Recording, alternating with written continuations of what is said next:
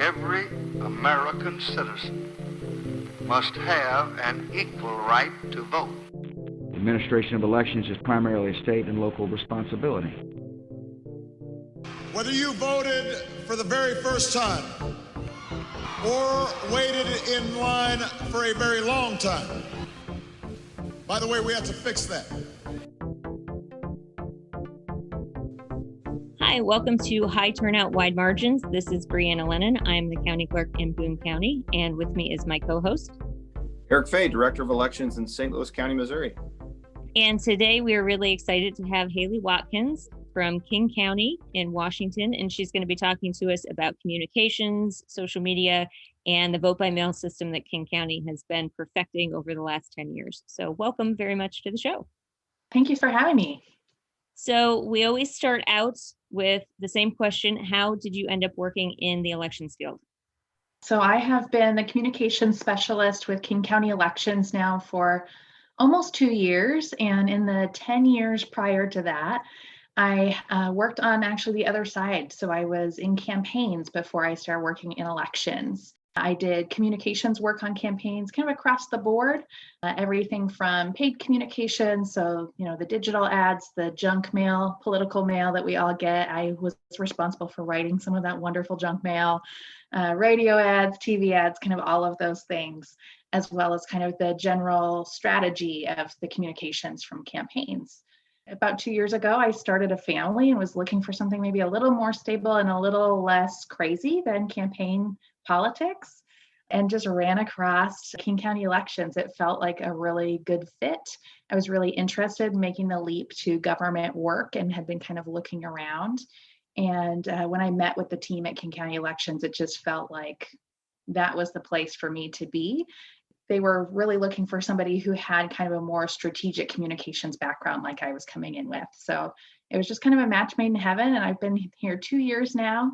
I do everything from our social media to working with the press and earned media, prepping any kind of presentations, and our director for any interviews, as well as kind of the larger general communications and voter education strategy for the organization.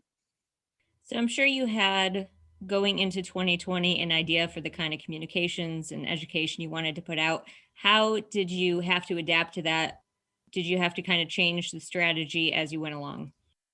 I knew that 2020 would be kind of a lot of crowded airspace. There'd be a lot of people talking about elections, how elections work, how voting works, kind of all of those things. You kind of go into a big presidential year knowing that that's going to be a big topic of conversation, and knowing that voters are a bit more tuned in a presidential election than they are in a non-presidential year.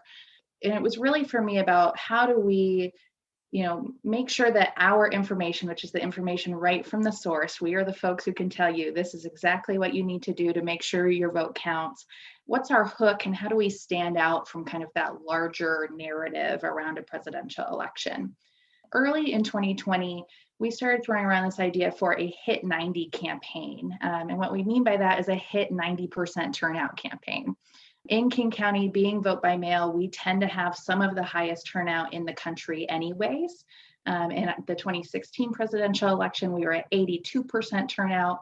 And our previous high was the 2012 election, which we hit 85% turnout. So we thought, let's kind of go big and set a goal and issue 90% turnout as a challenge to our voters.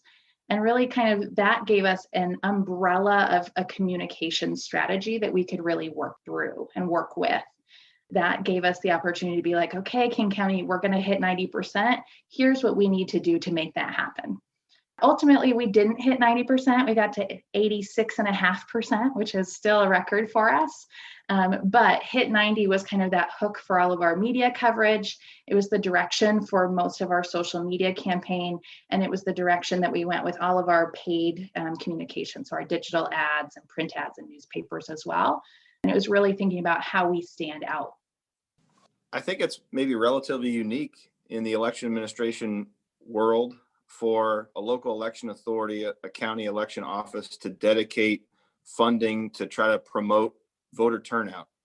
And I don't mean in a way that election officials are against turning out voters. It's just kind of, I think, seen as a luxury more so. But it sounds like in King County, you all have made it perhaps a budget priority. Has that been consistent for you all? And can you talk about how that's a policy decision for you all?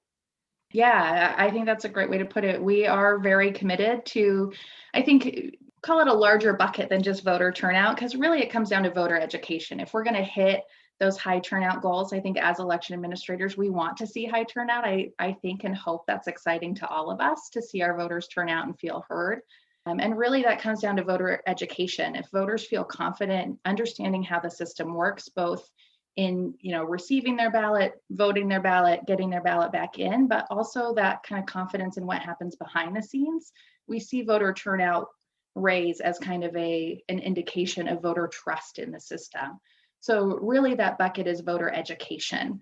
And we are very fortunate in King County and really in Washington State as a whole to have the elected officials support in wanting our voters to know how the system works and feel trust in that system. So there is absolutely room in our budget for voter education.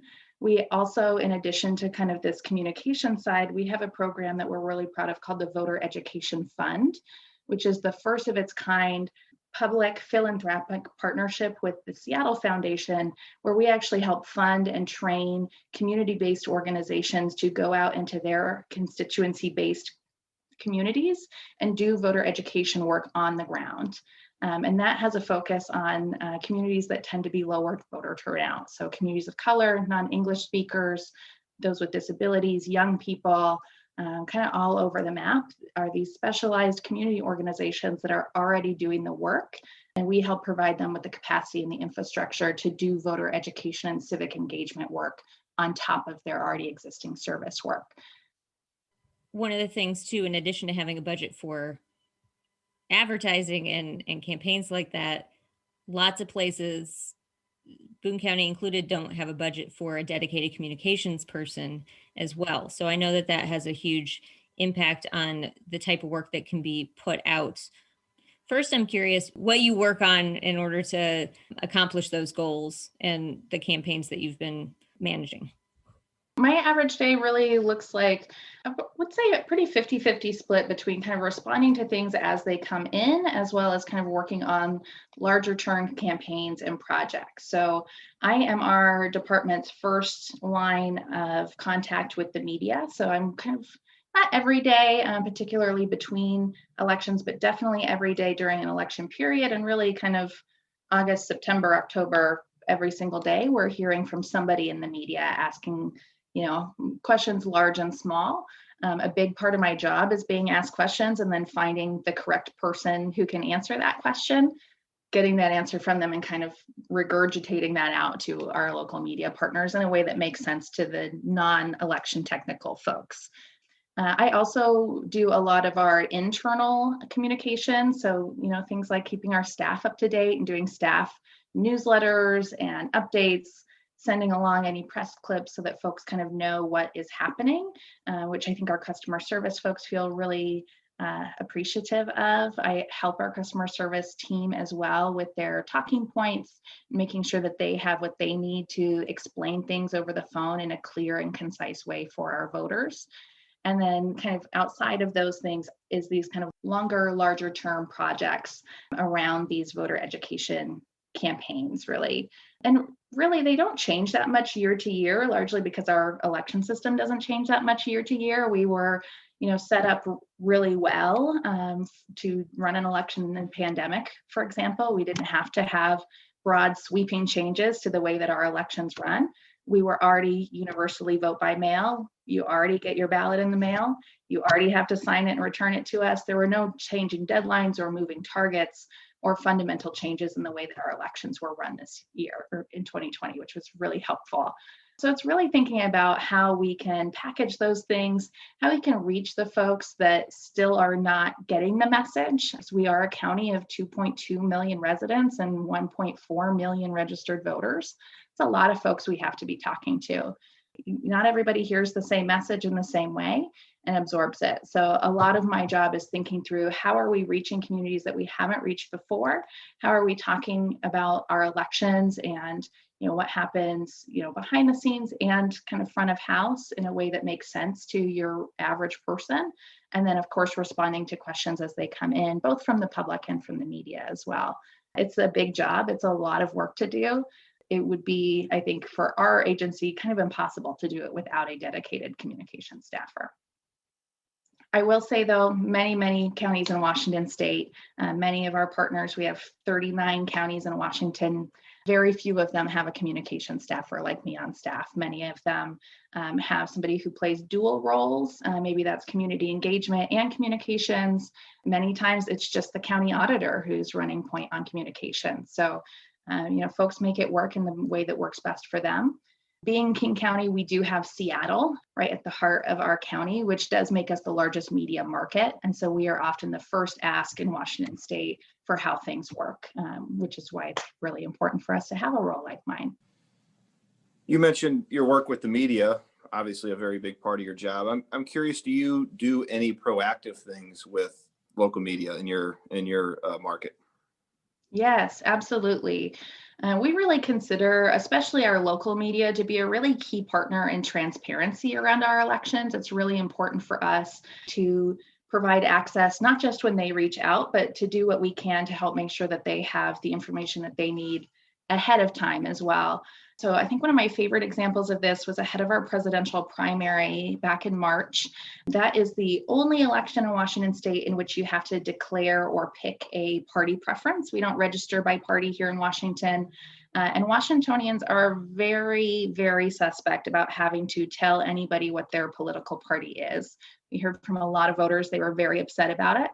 But we wanted to make sure that our media partners understood kind of the nuances and the ways that people could disqualify their ballot, maybe a little bit easier than a normal election. So for example, in the presidential primary, again, you get the ballot sent straight to your home. On the envelope where you sign, you normally just sign. This time you have to pick a political party and then sign. And then you have to vote for one candidate from that political party that you voted. Now, if you vote for somebody in the opposite party, that disqualifies your ballot. If you want to write a snarky write-in on the opposite party's write-in line, that disqualifies your ballot. So there are a lot of extra ways in a presidential primary that you can get your ballot challenged or rejected. We wanted to make sure that the local media really understood how that worked and then understood what our process behind the scenes looked like in maintaining integrity around both the party preference piece and the rejection piece. So we invited them in to have a press day where we walked them through kind of what to expect from us, what the process looks like. We even gave them kind of a hands-on sorting activity so they could see the hands-on sorting that we have to do in a presidential primary election. So then they could understand why it might take us a little bit longer to process those ballots than in a normal election. And really gave them an opportunity to ask us questions before we even sent ballots out the door to our voters. And I think that really helped both make sure that we were getting coverage out there of that process before our ballots went out the door, and help make sure that those folks who would be explaining it to a lot of people had the information that they needed ahead of time and that they felt really solid in that understanding, rather than the kind of like, I think this is how it works, so I'm going to run with it that we sometimes see. I think St. Louis County has communications people. But if you are a county that does not have that, and many, I think, don't even have a social media presence. Some don't even have website presence. And maybe they don't need to because they are a small enough market that the editor of the local paper is on speed dial and they don't feel like they need that.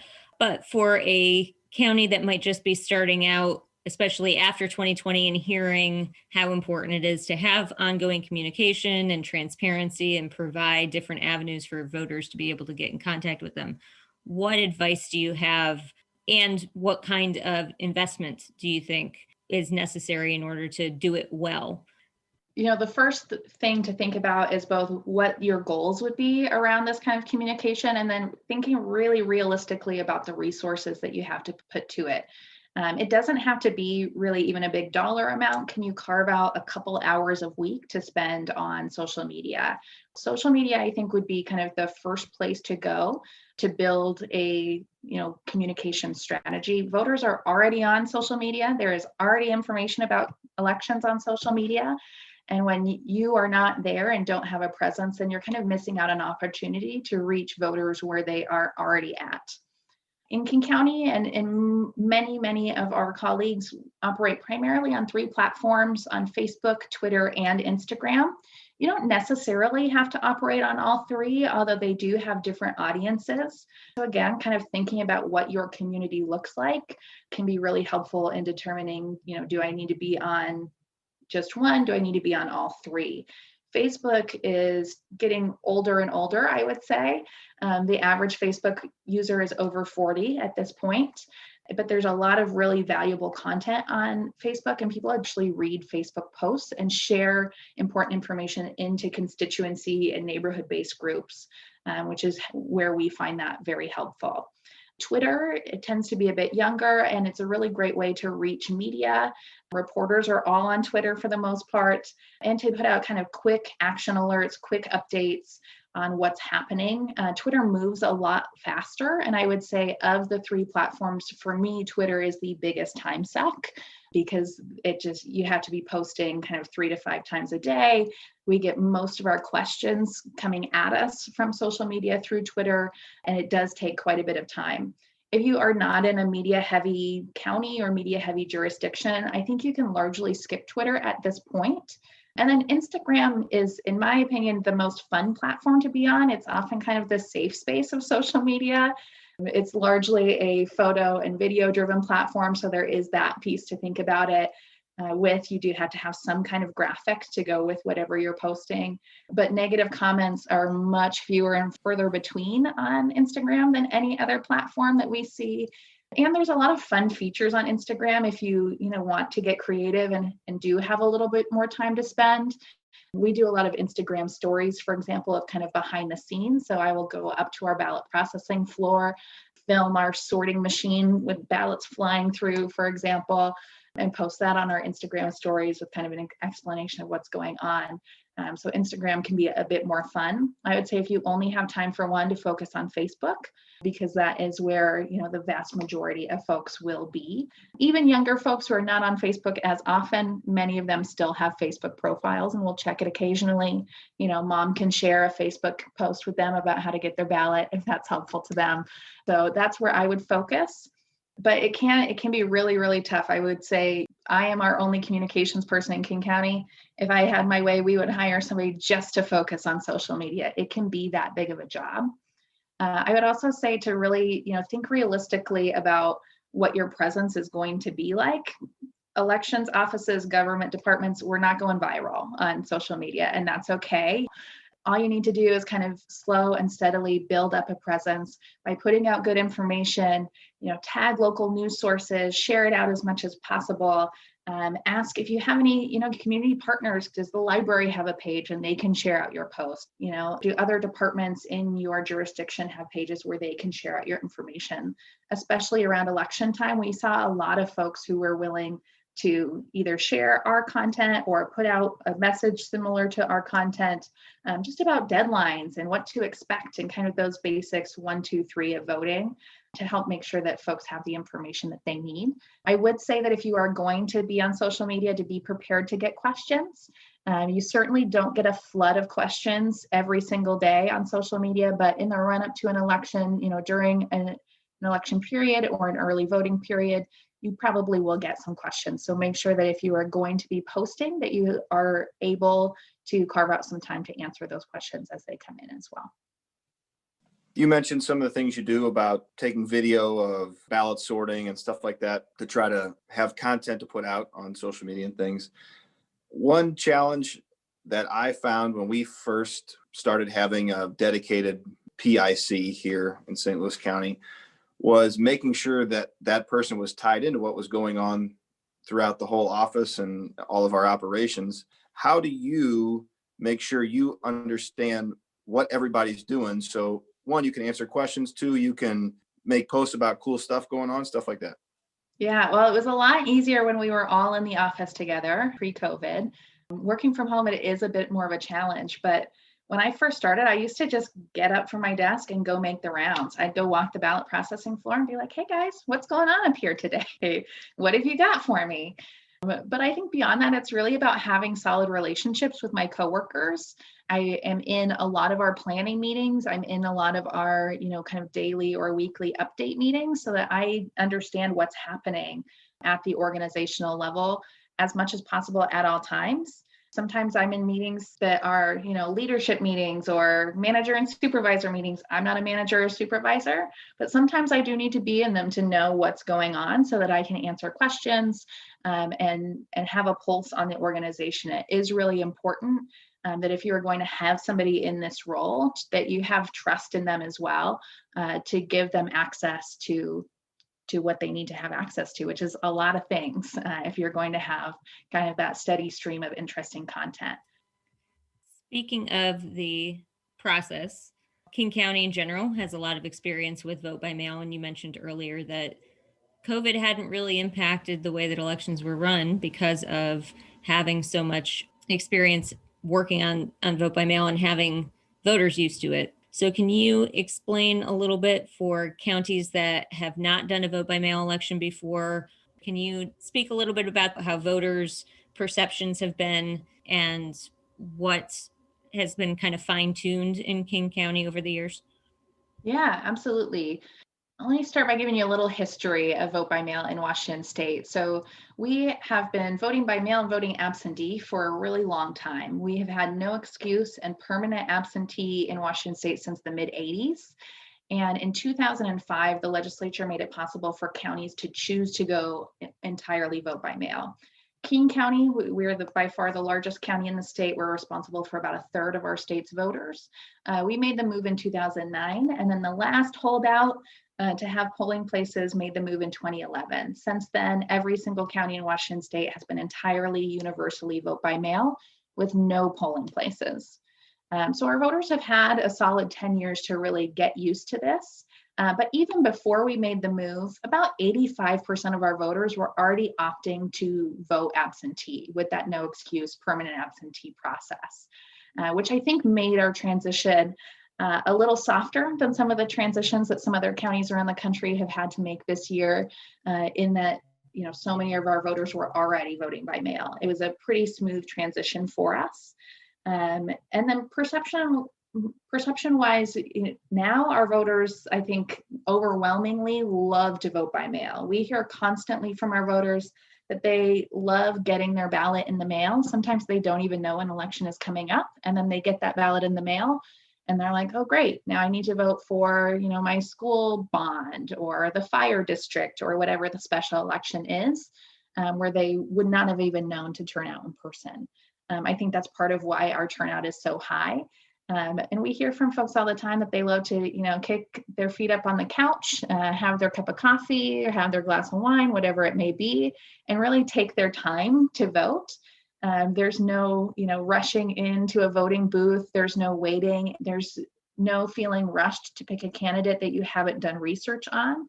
You can sit there with your ballot for up to about 2.5 weeks and make your decisions. And prior to voters getting their ballots, they also get a voter's pamphlet from both the state and their county that has voter statements in it from each candidate, explanations about what the ballot measures are, and voters have the opportunity to really go through that, make their decisions, and they usually get their ballot in the next couple of days, and then have 18 days to get that ballot back to us. It's a process that has worked very well for them, but I will say that transparency is a really, really key part in that piece, in that comfort as well. In King County, we have webcams live where folks can watch us process their ballots 24 hours a day, 7 days a week. We're not working 24 hours a day, 7 days a week to process those ballots, but our cameras run.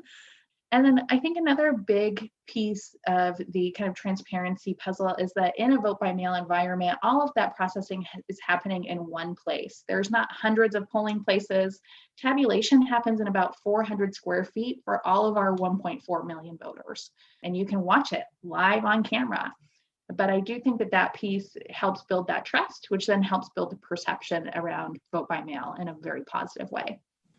I can't remember who made this juxtaposition. It might have been the National Vote at Home Institute, but back in the spring when COVID was really just mushrooming across the country, Wisconsin had, I think, a primary, their presidential primary, and it was racked with controversy, hours-long lines in some places, people waiting out in the cold.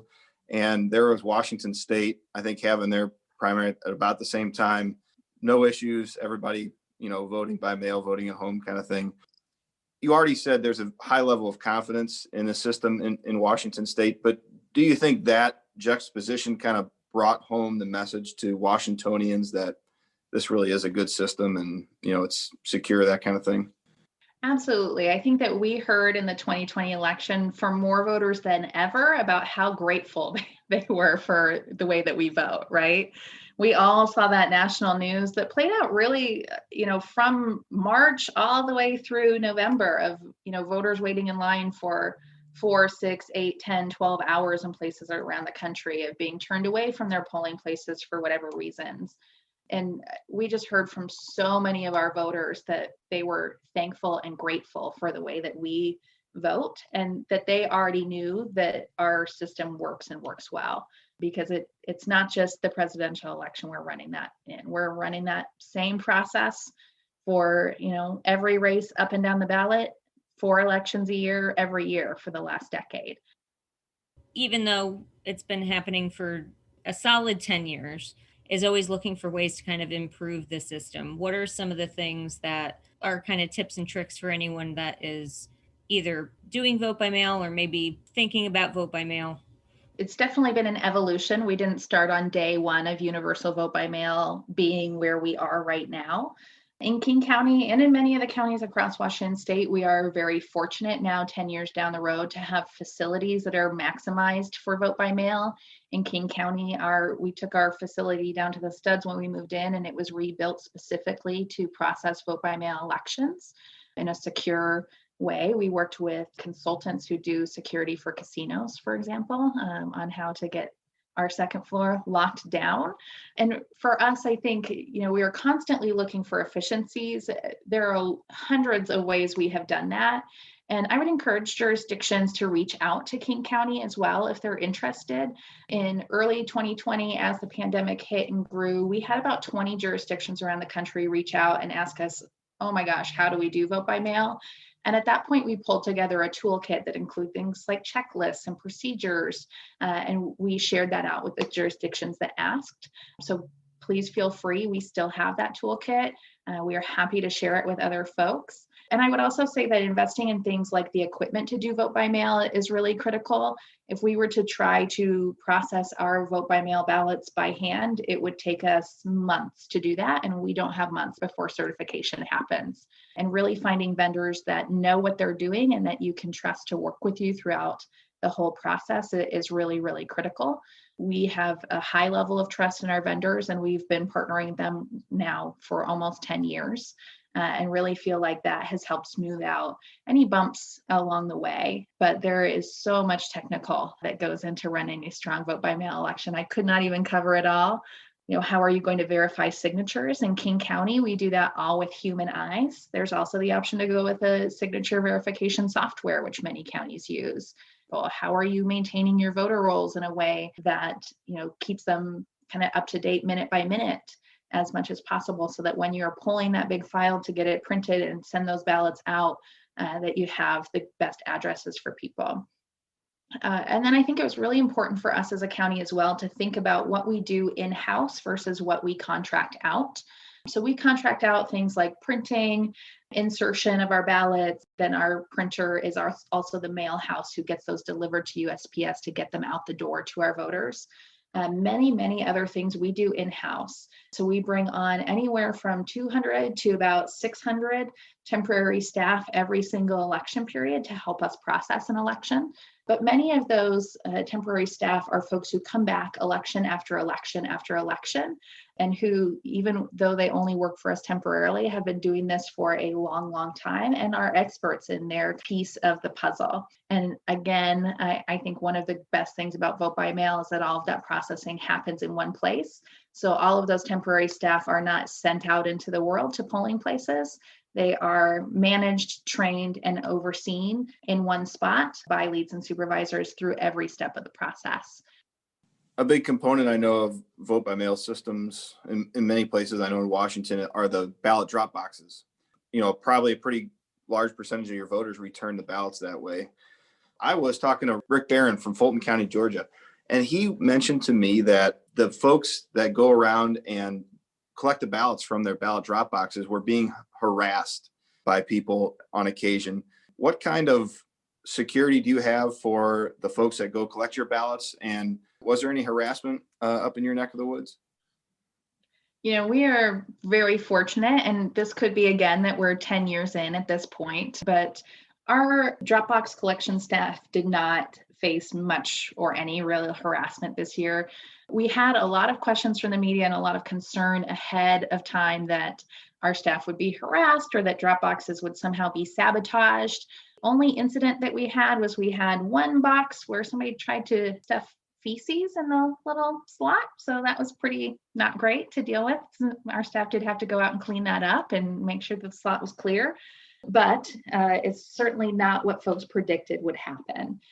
Temporary staff who are our ballot collection staff, they all go through de-escalation training so that should they have any kind of incident that they feel prepared.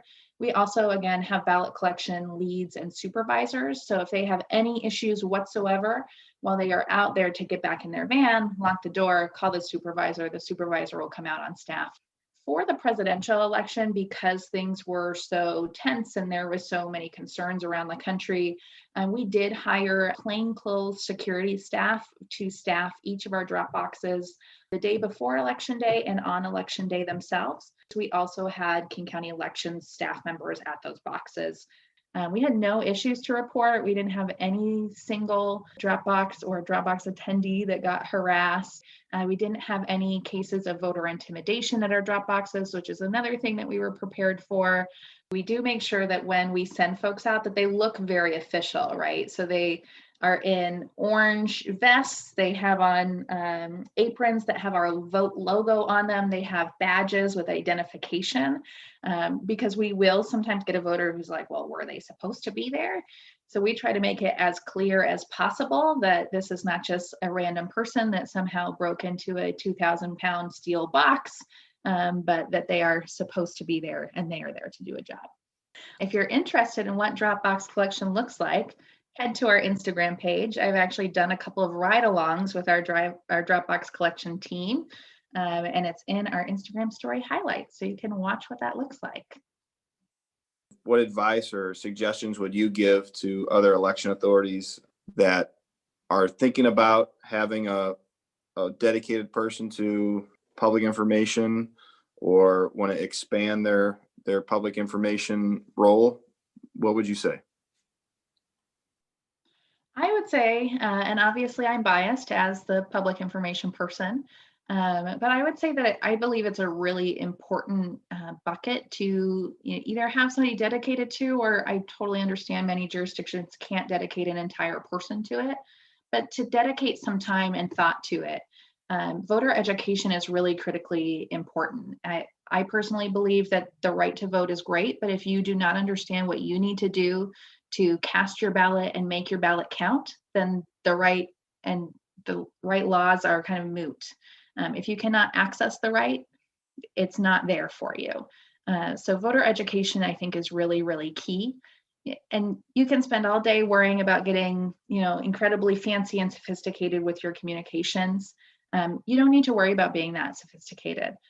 Jump out there, let folks know what they need to know in as clear and concise way as you possibly can break it down, and try to make sure that when you are explaining what can be very, very technical or very legalistic procedures or processes, to talk like a normal human being.